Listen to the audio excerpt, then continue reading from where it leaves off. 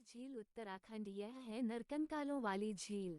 यदि आप adventure trekking के शौकीन हैं तो रूपकुंड झील आपके लिए एक बेहतरीन जगह है।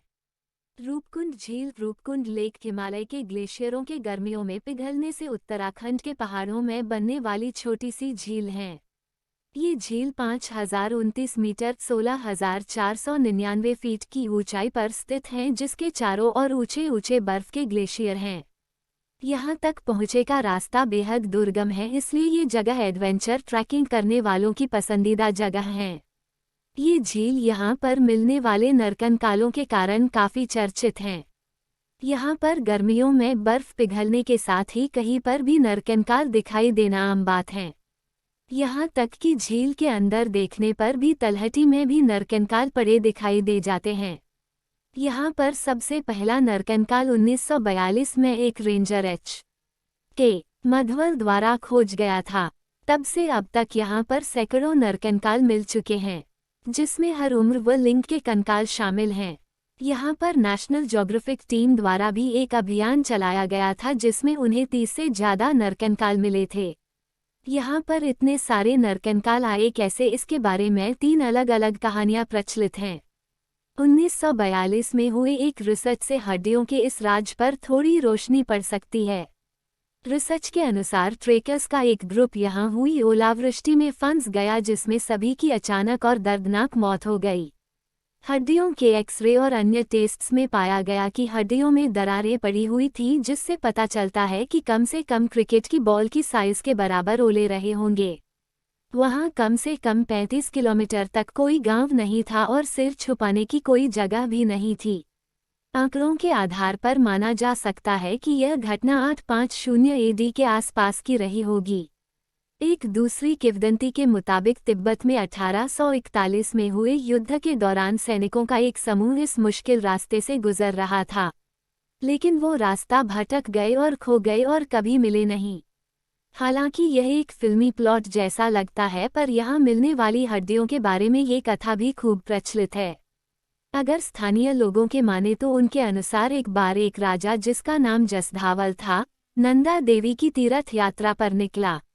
उसको संतान की प्राप्ति होने वाली थी, इसलिए वो देवी के दर्शन करना चाहता था। स्थानीय पंडितों ने राजा को इतने भव्य समारोह के साथ देवी दर्शन जाने को मना किया। जैसा कि तय था, इस तरह के जोर शोर और दिखावे वाले समारोह से देवी नाराज हो गईं और सबको मौत के घाट उतार दिया। राजा, उसकी रानी और आने वाली संतान को सभी के साथ खत्म कर दिया गया। मिले अवशेषों में कुछ चूड़ियां और अन्य गहने मिले, जिससे पता चलता है कि समूह में महिलाएं भी मौजूद थीं। तो अगर आप सुपरनेचुरल और देवी देवताओं में विश्वास करते हैं तो इस कहानी को मान सकते हैं। अपने साथ किसी स्थानीय व्यक्ति को ले जाए और रात के समय ये कहानी उनसे सुनिए। आपके रोंगटे जरूर खड़े हो जाएंगे। इस मिस्टीरियस लेक जाने के लिए लोहाजंग से रास्ता शुरू होता है, जो कि कर्णप्रयाग से 85 किलोमीटर की दूरी पर है। काठगोदाम स्टेशन से लोहाजंग के लिए आप टैक्सी ले सकते हैं। ऋषिकेश से आ रहे हैं तो वहां से कर्णप्रयाग तक बस ले सकते हैं। कर्णप्रयाग से 4-5 घंटे में आप लोहाजंग पहुंच जाएंगे। रूपकुंड झील की तरफ लॉर्ड कर्जन ट्रेल को पकड़िए। नीलगंगा नदी के पुराने पुल को पार करके करीब 3 घंटे तक जंगली पेड़ों के बीच ट्रैकिंग करनी होगी।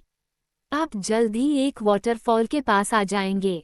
आगे चलते जाएंगे तो राउंड बगाद पहुंचकर डिडिना की चढ़ाई करनी होगी। पास के गांव को फॉलो करते रहिए और 2 घंटे में आप एक आसान जगह पहुंच जाएंगे, जहां आप आराम कर सकते हैं। अब आपकी अगली यात्रा डिडना से बेदनी बुग्याल की होगी।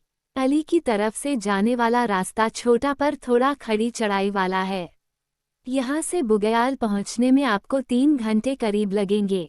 एक दूसरा रास्ता टोपलानी की तरफ से भी जाता है, पर वो लंबा है। यहाँ आप रात गुजार सकते हैं और अगली सुबह स्नो को फॉलो करते हुए चल पड़िए। जल्दी निकलने से आप भगवाबासा जल्द पहुँच जाएंगे, जहाँ आप थोड़ा आराम कर सकते हैं।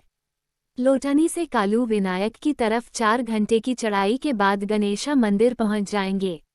आपके पास यहाँ रुकने का विकल्प है, या तो आप भगवाबासा में ठहर जाए या हुनिया थल पर कैंप लगा लीजिए।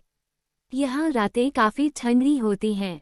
सुबह 5 बजे आप रूपकुंड झील के अंतिम पड़ाव की ओर निकल पड़िए। बर्फ पिघलने से पहले शुरू हो जाए। बर्फ काटने के लिए साथ में कुल्हाड़ी लेते जाइए। झील का पहला नज़ारा आपको जरूर मंत्रमुग्ध कर देगा।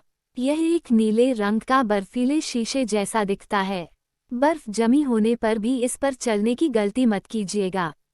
अगर आपको यहाँ मिलने वाली हड्डियों की कहानियों से डर नहीं लगता है तो यहाँ आप जब तक चाहे कैंप लगाकर आनंद ले सकते हैं।